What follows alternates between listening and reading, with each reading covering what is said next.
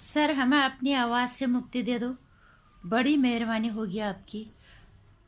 अगर हमें किसी को इमरजेंसी कॉल करना हो तो पहले हमें आपकी बकवास सुननी पड़ती है। ये कहना था एक ट्विटर यूजर का, जिन्होंने अमिताभ बच्चन के ट्वीट के जवाब में ये बात कही थी। ये आलम है, ये अमिताभ बच्चन की आवाज़ के लिए और अमिताभ बच्चन के लिए लोगों की नफरत का ये आलम है। नमस्कार, स्वागत है आपका मेरे चैनल नंदिनी जो मैं हूं नंदिनी। कभी किसी ने ये सोचा भी नहीं होगा, जिस अमिताभ बच्चन की आवाज़ की तरह अपनी आवाज़ लोग निकालने की कोशिश करते थे, जिसके लोग इस हद तक दीवाने थे, आज उस आवाज़ से लोगों को इस हद तक नफरत हो जाएगी, किसी को अंदाज़ा नहीं रहा होगा। शायद खुद अमिताभ बच्चन को भी इसका अंदाज़ा नहीं रहा होगा। ये उसी का नतीजा है जो उल्टे सीधे तरह के वो ट्वीट कर रहे हैं। वो समझ गए कि जनता के सामने मेरी असलियत खुल गई और जनता की नज़रों में मेरी की जो छवि है ये क्या है और कितनी नफरत लोगों को मेरे से हो गई है। इसी का उदाहरण है कल दिल्ली के राकेश नाम के किसी दिल्ली निवासी किसी व्यक्ति ने याचिका दर्ज कर दी, जनहित याचिका दर्ज कर दी कि अमिताभ बच्चन की आवाज़ अब हमें नहीं सुननी। कोरोना संक्रमण से जागरूक कराने के लिए जो विज्ञापन के रूप में अमिताभ बच्चन की आवाज़ का इस्तेमाल किया जा रहा था दिल्ली सरकार के द्वारा, ये लोगों को बिल्कुल पसंद नहीं आई। और इनका कहना ये भी है कि इनकी जो राकेश दिल्ली निवासी हैं, इनके जो वकील हैं इनके द्वारा ये भी कहा गया कि उन्होंने पिछले साल की नवंबर में याचिका डाल दी, तब से इस पे कोई सुनवाई नहीं हो रही थी, लेकिन अब इस पे शायद सुनवाई हो गया और अब उनकी आवाज़ फ़ोनों से तो अब हट चुकी है। कोर्ट में क्या हुआ ये खैर ये मुझे नहीं पता, लेकिन फ़ोनों में से अब इनका कॉलर टून जो है अब हट गया है ये। और इसके लिए मैं जो दिल्ली के राकेश दिल्ली निवासी जो राकेश है, इनका मैं हार्दिक इनको धन्यवाद देना चाहूँगी, मैं इनका आभार जताना चाहूँगी। इन्होंने लोगों ने सिर्फ विरोध जताया और इन्होंने काम किया।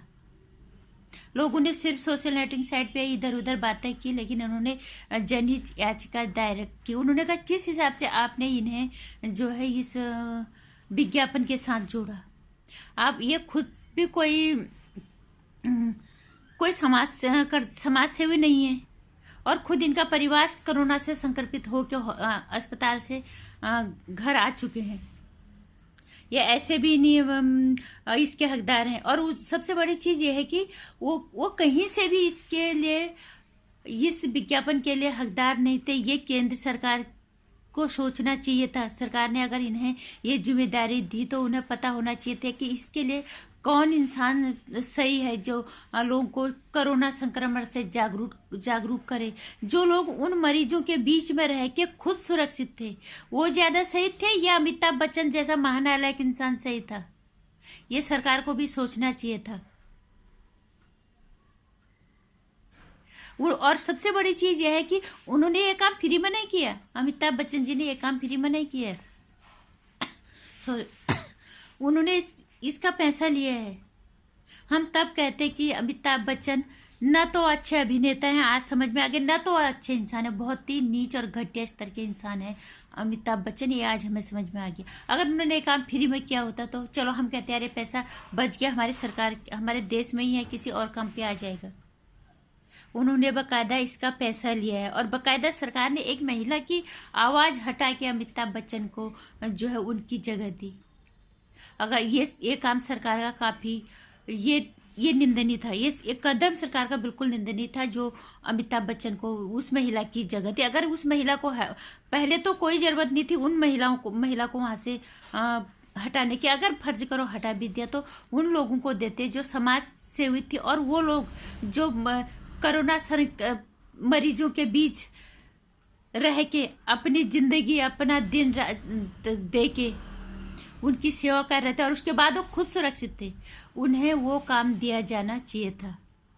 और इसके लिए अब मैं धन्यवाद देना चाहूँगी दिल्ली निवासी जो भी है राकेश जी हैं, इन्होंने जो काम किया, इन्होंने बहुत अच्छा काम किया और दिल से नमन है मेरे देश की जनता को जिन्होंने पुरजोर तरीके से इसका विरोध किया अमिताभ बच्चन की आवाज़ का। और व्यक्तिगत तौर पे अगर मैं भी कहूँ कि जब भी हम फ़ोन करते थे, हम कभी फ़ोन किया तो हम उस फ़ोन को तब तक हटा देते थे कान से जब तक वो ख़त्म नहीं हो जाता था अमिताभ बच्चन की आवाज़। नमस्कार, मैं अमिताभ बच्चन बोल रहा हूँ। हमारा देश कोरोना से संक्रमित है। क्या घटियापन है, इस आवाज़ को कोई सुनना भी नहीं चाहता। लोगों की नफरत हो गई इस आवाज़ से। जिस तरह से हरकतें अमिताभ बच्चन की सामने आई हैं हाल के दिनों में, इसलिए एक बार फिर से जनशक्ति एकत्रित होने का प्रमाण मिला है। इसका ये सशक्त उदाहरण है।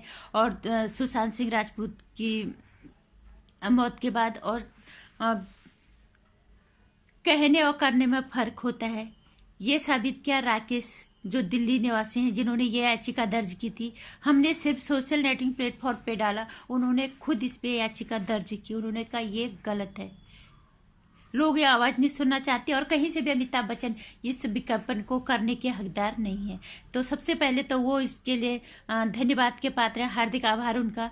और उनकी आवाज़ हट गई है हाईकोर्ट में, जो उन्होंने याचिका दर्ज की थी, आवाज़ हट गई है। दूसरी चीज़, दिल से नमन मेरे देश के निवासियों को जो जागरूक हो गए, इस नकली बॉलीवुड के असली चेहरे से वाकिफ हो गए। लोगों को समझ में आ गया कि ये बॉलीवुड क्या है, हमें किन लोगों को अनुसरण करना है।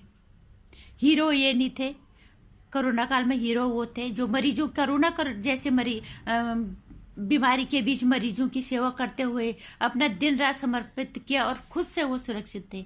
उनको अगर ये विज्ञापन की जगह दे दिया जाए तो ज़्यादा अच्छा रहेगा जागरूक होने के लिए। और अब बात आती कि सच में अगर बॉलीवुड से अगर हमें किसी ऐसे बंदे को चुनना है कोरोना के लिए, कोरोना के संक्रमण से बचने के इस विज्ञापन के लिए, तो कौन हो सकता है। हालांकि बॉलीवुड का बहिष्कार जारी है, इस बारे में बात करूंगी अगली वीडियो में। और आज एक बार फिर से धन्यवाद दिल्ली निवासी राकेश जी का, जिन्होंने कहने मैंने करने में यकीन किया और फिर भी उनका साथ दिया। और उन्होंने भी कदम तभी उठाया जबकि जनता की पूरी जनता की उन्होंने आवाज़ सुनी और सब लोगों ने अपनी जनशक्ति का प्रदर्शन किया। दिल से नमन, देश की जनशक्ति एकत्रित हुई और दिल्ली निवासी राकेश जी को हार्दिक अभिनंदन उनका। और खुशी की बात है, अब आपको अमिताभ बच्चन की आवाज़ कलर टून में नहीं सुननी पड़ेगी। और इसी तरह से अपना गलत के खिलाफ अपना बहिष्कार जारी रखो, चाहे वो कोई भी हो जाए। हीरो असली कौन है, किसे मानना चाहिए, सही और गलत का फर्क हमें भी समझ में आना चाहिए। नमस्कार। वीडियो को लाइक करना, ज़्यादा शेयर करना और चैनल को सब्सक्राइब कर लेना। आने वाली वीडियोज़ की जानकारी के लिए घंटे नमस्कार।